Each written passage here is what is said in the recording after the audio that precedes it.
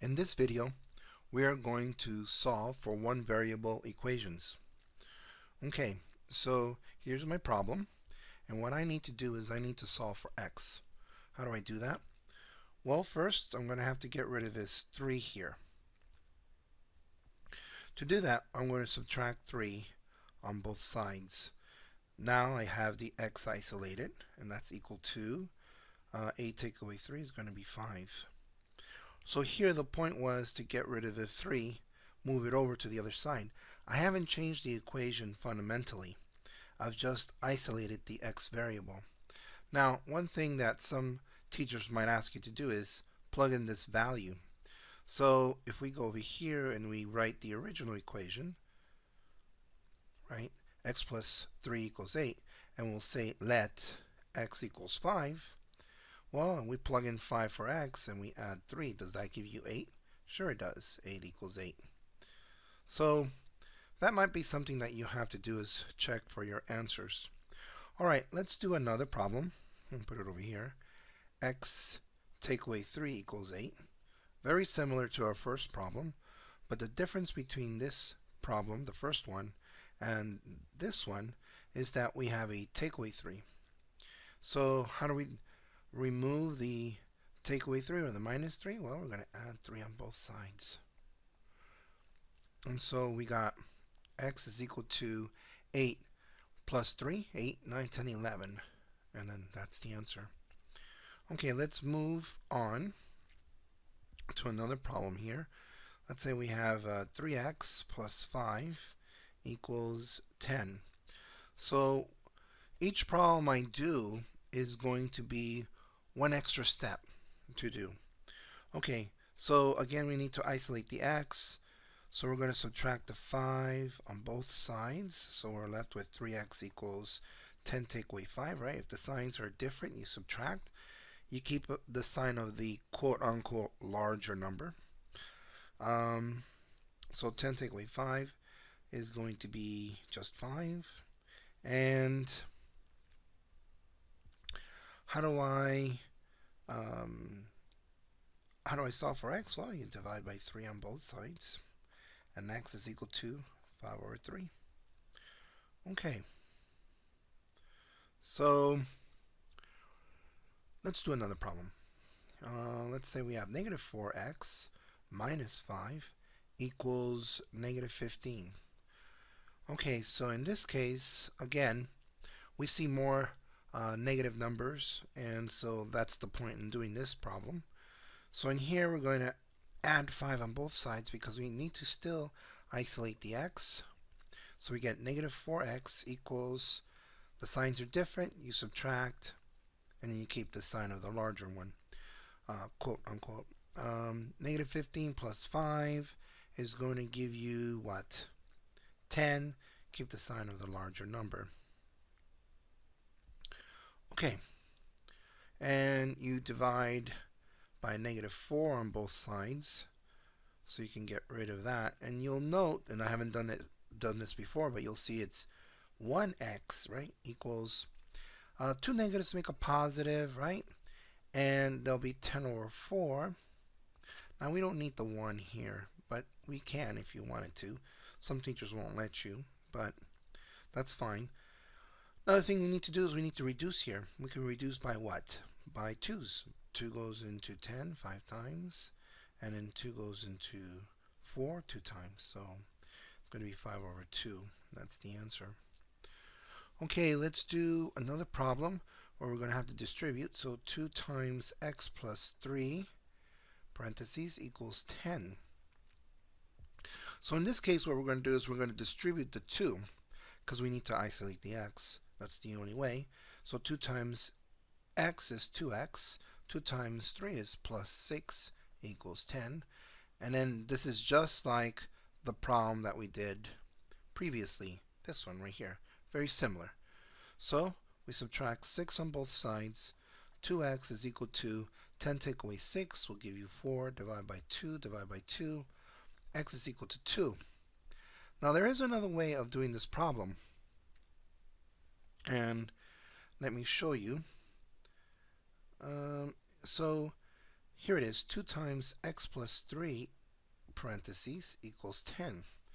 Well, another way you can do it is the 2 here is joined by this binomial. So what we can do by multiplication, so what we can do is we can divide by 2. That goes away and we get x plus 3 equals 2 goes into 10 5 times. Then subtract 3 on both sides and we get x is equal to 2. So that's an alternative way of doing it. Okay, let's do a few more challenging ones. Let's do negative 3 times x take away 6 parentheses minus 2x equals 5.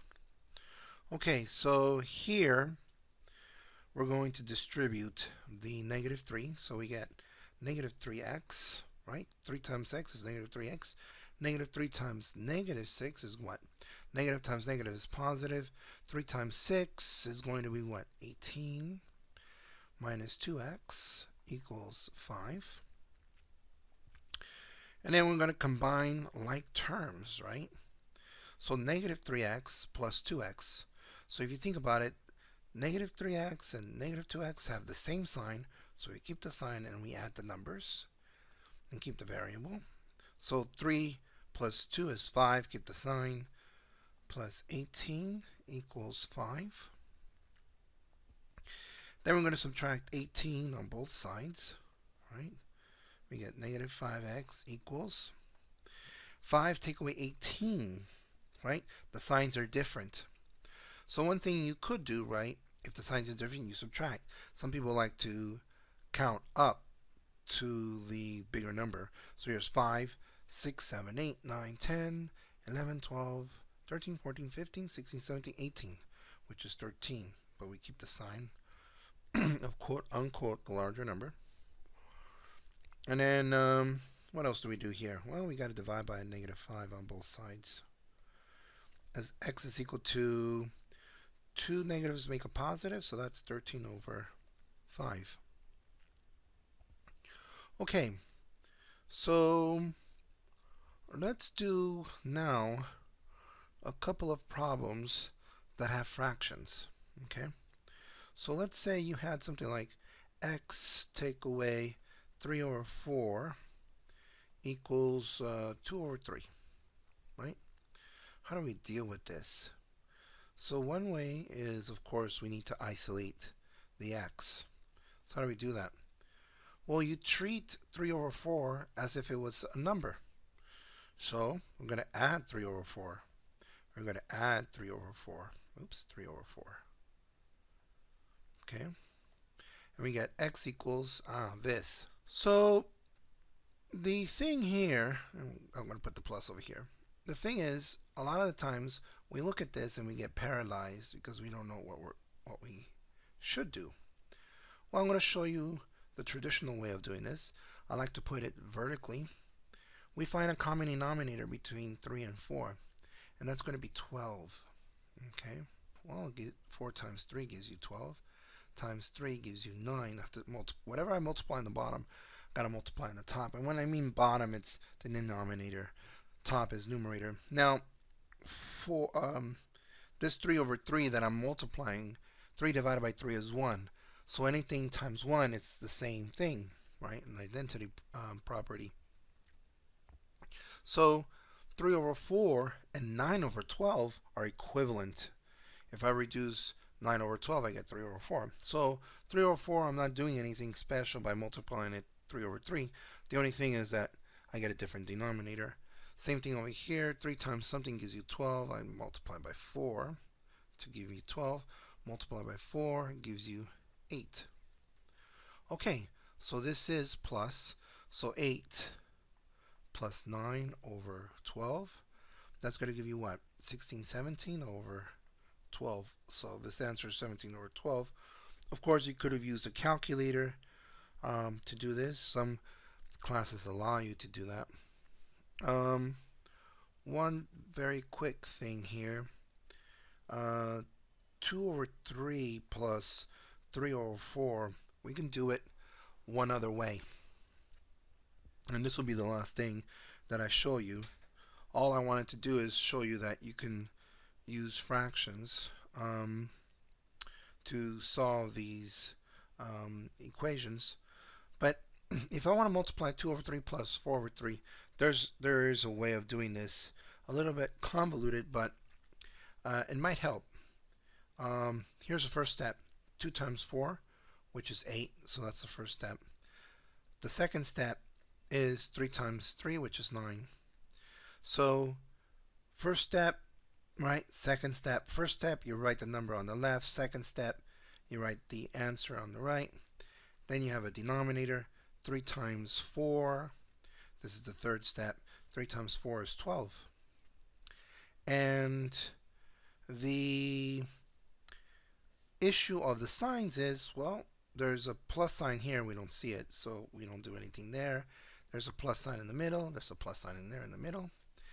And what do we get? 8 plus 9 is 17 over 12. I have a video that will explain to you how to do this. I have a video that you can watch.